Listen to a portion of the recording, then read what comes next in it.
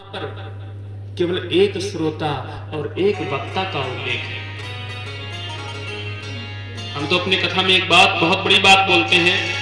कुछ लोग को बुरा भी लग सकता है और लगता ही होगा, लेकिन बात ये सत्य है। जब धर्म पीठ पर बैठ करके भी गलत बोला जाएगा तो धर्म पीठ पर बैठने से और नीचे बैठने से क्या समानता रह जाएगी।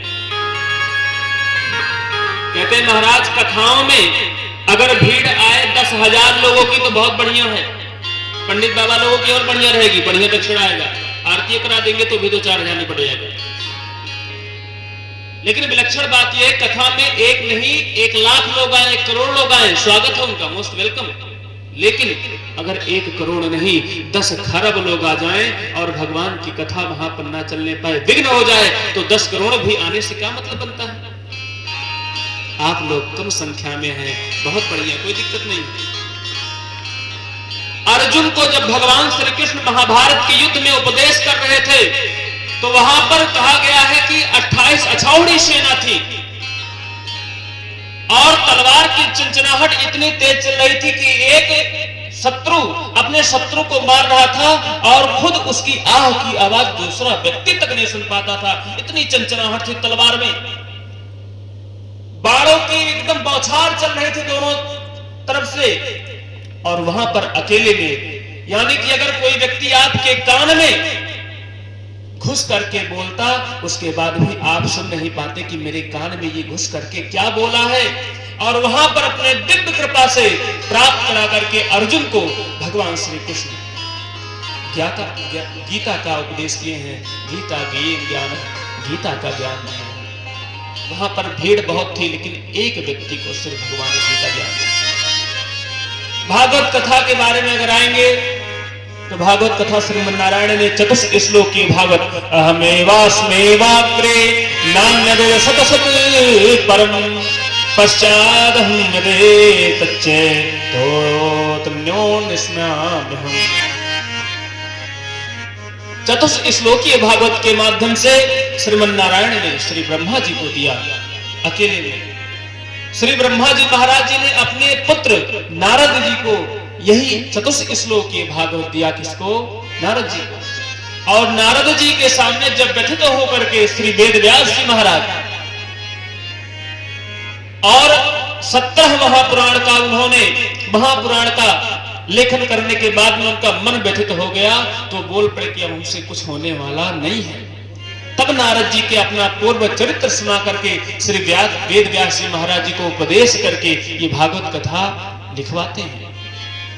लिखने वाले गणेश भगवान हैं, लेकिन उसको बोलने वाले श्री वेद व्यास जी महाराज हैं और उनको उपदेश करने वाले श्री नारद जी महाराज हैं। ये कथा अकेले सुनाए हैं।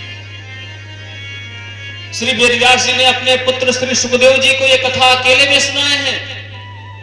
श्री सुखदेव जी महाराज जी जब गंगा मैया के पवित्र पावन पुलिन तट पर प्रयोग वेशन करके श्री राजा परीक्षित को तक्षक नामक सर्प से दंश से 7वें दिवस के भीतर ही 7वें दिवस के अंतिम में मरने का श्राप लगा था, सभी मुनि के पुत्र श्री श्रृंगी ऋषि के द्वारा तब जाकर के उन्हीं के भाग्य उदय होने से, राजा परीक्षित के भाग्य उदय होने से 25,000 संत महात्माओं का महाकुंभ सैलाब उमड़ पड़ा था। वो कथा प्राप्त की थी। कथा में कोई भीड़ की महत्वता नहीं बताई गई है। यहां पर कथा चल रही है, 4 मानस हैं, 4 वक्ता हैं। एक मानस में 4 श्रोता, एक श्रोता, एक वक्ता, यानी कि 4 लोगों की निरंतर ये घाटवन कथा चल रही है जो घाट पर बैठे हुए हैं। प्रथम घाट है कैलाश पर्वत के दिव्य शिखर पर भगवान शिव हैं और माता पार्वती को एक कथा सुना रहे हैं। वो कौन सा घाट है? ज्ञान घाट। ज्ञान की बातें बहुत नीरस लगती हैं, सुस्त लगती हैं। अगर अभी ज्ञान की व्याख्या यहां पर जितना गुरुदेव भगवान की कृपा से प्रसाद अर्पित हुआ है, अगर उन्हीं के प्रसाद से ही परोसा जाए तो सबको या तो यहां से उठ के चले जाएंगे या तो नींद आएगी, सो जाएंगे, मन उनका नहीं लगेगा। क्यों? क्योंकि ज्ञान की बात सुस्त लगती है। और हमारी बात यहां व्यास गद्दी की नहीं है। अपने बेटे को ही आप ज्ञान देंगे तो उनको भी नीरस लगेगी, वो भी आपको कह देंगे ठीक है ठीक है, ज्यादा ज्ञान की आवश्यकता नहीं है।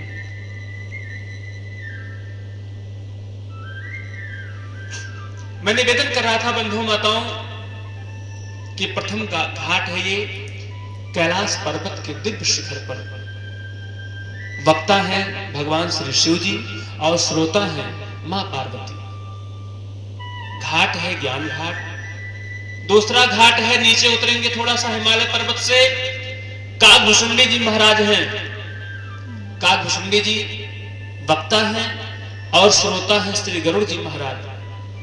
अगर हम दोनों लोगों की उपमा और उपमेय की बात करेंगे व्याकरण में, तो कहा गया है कि गरुड़ जी महाराज जी को पक्षियों में क्या कहा गया है? पक्षियों के राजा हैं गरुड़, जो भगवान के वाहन भी हैं। भगवान के गति से, मन की गति से वो चलते हैं। अगर भगवान ने कह दिया कि गरुड़ यह महाराज यहां विराजमान होना है, तो उनके मन से वहां प्रकट हो जाते हैं, इतनी तेज है उनकी गति। और कहा गया है पक्षियों में कि गरुड़ जी महाराज पक्षियों के राजा हैं। भैया बात ना करिए थोड़ा प्लीज।